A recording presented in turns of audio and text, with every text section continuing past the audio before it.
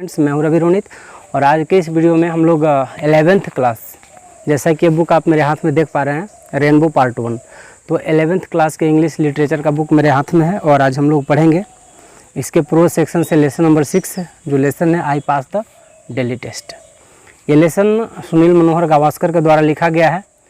तो इससे पहले कि हम लोग लेसन की शुरुआत करें, इसके अबाउट द ऑथर सेक्शन यानी कि पर्सनली सुनील मनोहर गावस्कर के बारे में थोड़ी जानकारी लेते हैं। हाँ फ्रेंड्स, ये वीडियो थोड़ा लंबा हो सकता है, लेकिन अगर मेरा पूरा विश्वास है कि अगर आप इस वीडियो को अंत तक ध्यानपूर्वक देखेंगे तो इस लेसन को आप बहुत ही अच्छी तरह से समझ जाएंगे और इसको आप एक्सप्लेन भी कर पाएंगे। तो आइए बिना समय गंवाए चलते हैं, वीडियो को शुरू करते हैं। अबाउट द ऑथर सेक्शन को देखते हैं। सुनील मनोहर गावस्कर बोर्न 10 जुलाई 1949, यानी सुनील मनोहर गावस्कर का जन्म 10 जुलाई 1949 ईस्वी में हुआ था।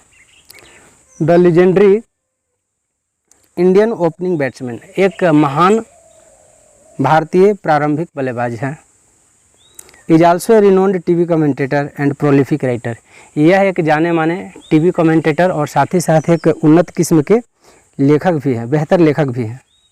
इन addition to numbers write ups in leading journals, he has authored 3 best-selling books: Sunny Days 1976, Idols 1983 and Runs and Ruins 1981। इन्होंने कई महत्वपूर्ण पुस्तकें लिखी, लेकिन इनमें से इनके 3 जो पुस्तकें हैं जो बेस्ट सेलिंग बुक्स के कैटेगरी में आते हैं, यानी कि सबसे ज़्यादा बिकने वाली किताबों की श्रेणी में आते हैं, उनमें से है सनी डेज, ये 1976 में पब्लिश हुआ था। इसके बाद आइडल्स 1983 में पब्लिश हुआ और इसके बाद रन्स एंड रूइंस ये 1981 में पब्लिश हुआ। Born and brought up in Bombay where he attended Saint Xavier's high school and college. The little master is the first batsman in test cricket to have surpassed Don Bradman's world record of 29 test centuries. इनके बारे में ऐसा कहा जाता है कि born and brought up in Bombay, यानी कि जन्म के बाद इन्हें कहाँ लाया गया, बम्बई लाया गया, और जहाँ पर उन्होंने सेंट जेवियर हाई स्कूल में पढ़ाई किया और इसके बाद सेंट जेवियर कॉलेज में भी, दोनों जगह वो पढ़े। द लिटिल मास्टर, इन्हें लिटिल मास्टर के नाम से भी जाना जाता है। Is the first batsman in test cricket to have surpassed Don Bradman's world record of 29 test centuries. ये ऐसे पहले भारतीय बल्लेबाज हैं जिन्होंने सर डॉन ब्रैडमैन के 29 टेस्ट शतकों के रिकॉर्ड को तोड़ा था। बाय द टाइम, उस समय तक, he retired from the test cricket, इनके खेलने के समय तक, यानी सुनील गावस्कर जब टेस्ट क्रिकेट खेलते थे तो इनके खेलने के समय तक सर डॉन ब्रैडमैन उन्होंने टेस्ट से संन्यास ले लिया था, रिटायर हो गए थे। He made 34 test centuries in 125 test matches, और इन्होंने अपने रिटायरमेंट से पहले तक 125 टेस्ट मैच में 34 टेस्ट शतक लगाया था। Setting a new world record, इन्होंने एक नया विश्व कीर्तिमान स्थापित किया। Though this record has been broken by another legendary Indian batsman Sachin Tendulkar. यद्यपि इस रिकॉर्ड को एक दूसरे महान बल्लेबाज सचिन तेंदुलकर, जो कि भारतीय बल्लेबाज हैं, उनके द्वारा इस रिकॉर्ड को तोड़ दिया गया। But the fact remains that most of Gavaskar hundreds were scored as an opener. लेकिन सबसे बड़ी बात यह है कि गावस्कर के जो मैक्सिमम जो शतक बने, सेंचुरी बने, वह ओपनर बैट्समैन के रूप में बने, प्रारंभिक बल्लेबाज के रूप में बने। फेसिंग ऑल द फरी ऑफ न्यू बॉल, उस नए और तेज गति का सामना करते हुए यह शतक है। A feat not achieved by anyone in test cricket till date, अब तक यह उपलब्धि दूसरे किसी बल्लेबाज के द्वारा हासिल नहीं किया गया है। In the present extract taken from runs and ruins, यह प्रस्तुत जो लेसन है ये लिया गया है रन्स एंड रूइंस से। इसमें Gavaskar recounts his experiences, Gavaskar क्या करते हैं, याद करते हैं अपने अनुभवों को। When he was going through a lean patch of his career, जब वे अपने कैरियर के, अपने जीवन के एक कह सकते हैं कि बहुत उतार चढ़ाव वाले पथ से गुजर रहे थे, या कह सकते हैं, यूँ कह सकते हैं कि उनका फॉर्म अच्छा नहीं चल रहा था क्रिकेट में, तो उस समय की बातों को ये याद करते हैं। And how people and he himself had lost faith in his ability, और कैसे लोगों ने और लोगों के साथ साथ इन्होंने भी अपने एबिलिटी को, मतलब अपने आप पर से इनका भरोसा उठ गया था, लोगों का भी इन पर से भरोसा उठ गया था। मतलब उस समय अपने ख़राब फॉर्म से गुजर रहे थे और उस दौर की बातों को यहाँ पर लिखते हैं। The extract is a wonderful example of how failure can be the pillars of success. ये जो मतलब कह सकते हैं कि ये जो लेसन है एक बहुत ही बढ़िया, एक आश्चर्यजनक उदाहरण है कि किस तरह से जो फेल्यूर है, असफलता है, वह सफलता के जड़ के रूप में स्थापित होता है, सफलता के स्तंभ के रूप में स्थापित होता है। यह कहा भी जाता है कि असफलता ही सफलता का जो है स्तंभ है। Pillars of success, provided one has the determined to do so. यदि कोई कुछ करने के लिए ठान ले तो कैसे कर सकता है, इस बात का एक बेहतरीन उदाहरण, एक बेहतरीन मिसाल है। तो फ्रेंड्स, ये था इनके बारे में, अबाउट द ऑथर सेक्शन से इनके पर्सनल लाइफ के बारे में। अब हम लोग चलते हैं लेसन को, देखते हैं इसमें क्या कहा गया है। तो फ्रेंड्स, पैरा 1 कहता है कि we had another 2 days to practice in Delhi before the second test began. हम लोग के पास अभी भी 2 दिन का समय था। सुनील गावस्कर कहते हैं कि हम लोग के पास अभी भी 2 दिन का समय था प्रैक्टिस करने के लिए, अभ्यास करने के लिए, इससे पहले कि सेकेंड टेस्ट मैच शुरू होता। On the eve of the test, इस टेस्ट मैच के उपलक्ष्य में, उसके पूर्व संध्या पर, माई सेकेंड बुक, मेरा द्वितीय बुक जिसका नाम था idol, was released by Kapil Dev, उसे कपिल देव के द्वारा रिलीज किया गया। द इंडियन स्कीपर, भारतीय कप्तान, with Clive Lloyd as chief guest, और वहाँ पर क्लाइव लायर्ड जो थे वेस्ट इंडीज़ के प्लेयर थे, क्रिकेट प्लेयर, उनको चीफ गेस्ट के रूप में वहाँ पर बुलाया गया। Michael Holdings and Jeff Dujon honoured the function by their presence. Michael Holding और जेफ डजन ने भी अपनी उपस्थिति से उस फंक्शन में 4 चांद लगा दिया। There were plenty of pressmen around and the atmosphere was very cordial. वहाँ पर बहुत सारे जो प्रेसमैन भी वहाँ पर आ गए थे और जो एटमॉस्फेयर था, जो वातावरण था, बहुत ही बेहतरीन हो गया था, खुशनुमा हो गया था। सेकेंड पैराग्राफ देखते हैं। Within hours the battle was to be resumed. कुछ ही घंटों में जो बैटल था, यानी कि वो टेस्ट मैच का जो शुरुआत था वो होने वाला था। So we went back to the hotel to rest, इसलिए हम लोग होटल वापस चले गए आराम करने के लिए। There was a little of rest however, हमने थोड़ा सा ही आराम किया था। However since my wife's friend from college days Vijaya dropped in to see her. तभी मेरी वाइफ की जो फ्रेंड थी विजया, वो कॉलेज के दिनों से फ्रेंड थी, वो मेरी वाइफ से या हम लोगों से मिलने के लिए वहाँ पर चले आए वो लोग। As they were meeting each other after 7 और 8 ईयर्स, जबकि मेरी पत्नी और विजया उनकी फ्रेंड 7 या 8 वर्षों के बाद एक दूसरे से वे लोग मिल रहे थे। They had a lot of news and gossip to exchange, उनके पास बहुत सारे न्यूज, समाचार और गॉसिप यानी कि मतलब मजाकिया किस्म की बातें थी एक दूसरे को शेयर करने के लिए।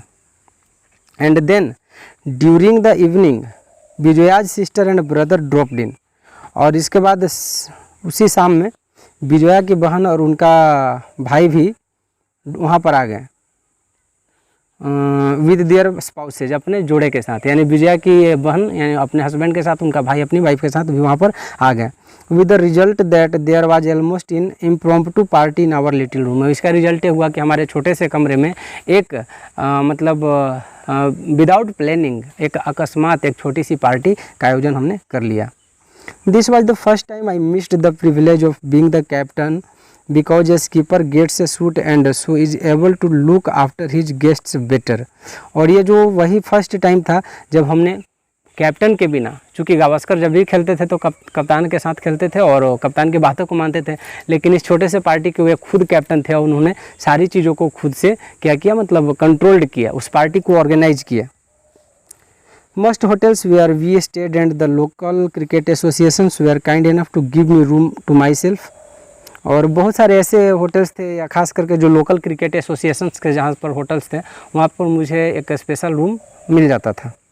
दाऊ in home series only the skipper is entitled to one and if vice captain is named then he also gets a single room. और बहुत से मामलों में ऐसा देखा जाता है, खास करके होम सीरीज में, कि कैप्टन को ही स्पेशल रूम दिया जाता है अलग, और कभी कभी जब कैप्टन की सिफारिश पर जो वाइस कैप्टन होता है उसको भी अलग एक रूम मिल जाता है। Then he also gets a single room. Well, third paragraph में चलेंगे। थर्ड पैराग्राफ देखते हैं इसमें क्या है। तो Vijaya and her sisters left around midnight. Vijaya और उसकी बहनें लगभग मिडनाइट में, मतलब रात में ही चले गए। With Vijaya warning me that I had better do well the next day as that was going to be her first day at a test match. और जो विजया मुझे मतलब ये वार्निंग देते गई, मुझे चेताते हुए गई कि जो फर्स्ट ये जो टेस्ट है आपका वो बढ़िया जाना चाहिए, चूँकि ये उनका विजया का यानी कि फ़र्स्ट टेस्ट था और पहला टेस्ट मैच वो देखने आ रही थी, इसलिए मुझे वार्निंग देकर के जाती है कि बेहतर करना है, बढ़िया से खेलना है। Earlier in the evening, as we had returned from the Idols released function, I was accosted by some young girls who had asked me to score the fastest century of my career the next day. और उसी शाम में जब हम लोग idol के function से return हो रहे थे, वापस होटल आ रहे थे, तो कुछ यंग गर्ल्स ने, युवतियों ने मुझे घेर लिया और उन्होंने क्या कहा, उन्होंने कहा मुझसे कि फास्टेस्ट सेंचुरी बनाने के लिए, मेरे कैरियर का जो फास्टेस्ट सेंचुरी है, मेरे कैरियर का जो सर्वश्रेष्ठ है, सबसे तेज़ जो शतक है वो लगाने के लिए उन्होंने मुझसे रिक्वेस्ट किया next day. I remember laughing at that because I would have been happy to score even half that match in the game. So low was my confidence at that stage. और इसलिए मुझे बहुत हंसी आ रही थी। ऐसा इसलिए कि मेरा मतलब जो कैरियर है वो लो पिच पे दौड़ रहा था, यानी कि मेरी गाड़ी जो है पटरी से नीचे दौड़ रही थी और मैं फॉर्म में था नहीं, और उस टाइम में ऐसा डिमांड कि मैं अपने कैरियर का जो फास्टेस्ट सेंचुरी है मैं ये लगा पाऊँ, इसके लिए मुझे काफ़ी अधिक हंसी आ रही थी और मेरा कॉन्फिडेंस लेवल भी काफ़ी नीचे गिरा हुआ था। पैरा 4 देखते हैं। It was certainly not helped by the derisive comments passed earlier in the day by part of the crowd which had come to watch us practice. पहले ही दिन जो भीड़ हमारे प्रैक्टिस मैच में हम लोगों को प्रैक्टिस करते हुए देखने आई थी, उनका डेरिसिव कमेंट जो था, बड़ा दुखदाई जो टिप्पणियाँ थी वो पास किए गए। I even picked up a person from the crowd, यहाँ तक कि मैंने उस भीड़ से एक पर्सन को, एक व्यक्ति को उठाया, who had said something nasty, जिसने कुछ बहुत ही भद्दा सा बात कहा था, and had an exchange of words with him, और उसके साथ कुछ बातें हुई, बहसा बहसी हो गया इस टाइप का। I left the nets early and sat in the dressing room, मैं नेट से जल्दी निकल गया और जाकर के अपने ड्रेसिंग रूम में बैठ गया। Having informed Kapil that rather than pickup fight with the crowd, और जैसे ही कपिल को यह सूचना मिला, कपिल देव जो कि इंडिया के कप्तान थे उस टाइम में, तो जैसे उनको सूचना मिला कि मेरी जो क्राउड है उसमें से किसी के साथ फाइट हो गई है या फिर इस तरह का मतलब झड़प हो गया है, it would be better for me to be inside, तो क्या उन्होंने आकर मुझसे कहा कि ठीक है तुम अंदर ही रहो, तुम्हारे लिए बेहतर होगा। Apparently Kapil did not like the fact that I had left the nets, लेकिन कपिल को यह बात बिल्कुल अच्छा नहीं लगा कि मैंने नेट्स से जल्दी मैं वापस आ गया था अपने ड्रेसिंग रूम में। Though at that moment he did not say anything, उस समय तो कपिल देव ने मुझे कुछ कहा नहीं।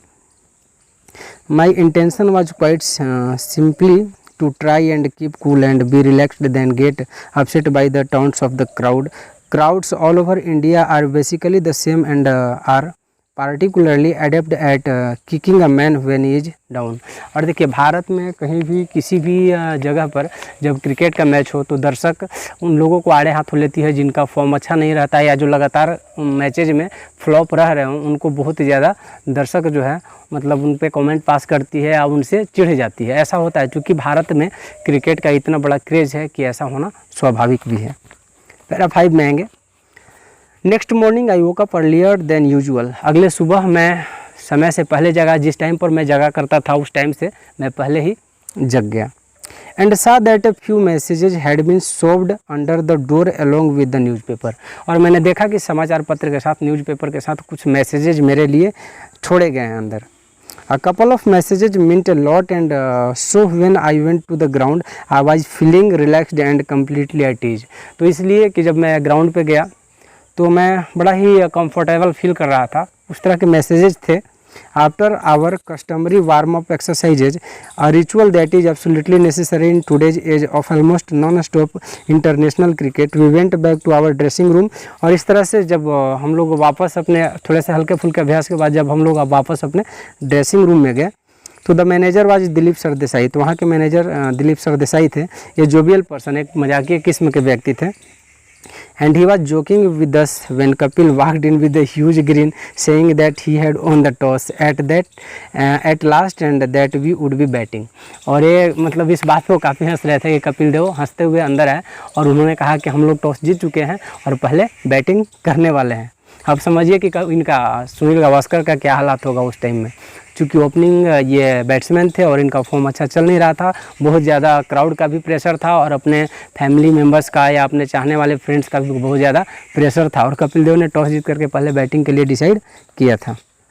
द मैनेजर नेक्स्ट कहता है, with those words the familiar tightening of the stomach muscles took place and the feeling that another test match was to be come on.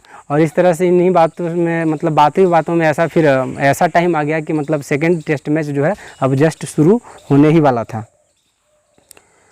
Irrespective of how many years or how many tests one has played, the nervous tension never seems to vanish. Actually, it is a good thing because it shows that one cares about one's performance, and the tension makes one that much keener. देखिए, प्रत्येक व्यक्ति, प्रत्येक खिलाड़ी अपने प्रत्येक match में बेहतर करना चाहता है, लेकिन टेंशन जो तनाव है उसे मतलब कुछ ना कुछ डिस्टर्ब या नर्वस ज़रूर करता है। फ्रेंड्स, ये वीडियो काफ़ी लंबा होते जा रहा है, तो ऐसा करते हैं इस वीडियो का जो नेक्स्ट पार्ट 2 मैं अगले क्लास में आपके लिए लेकर के आऊँगा।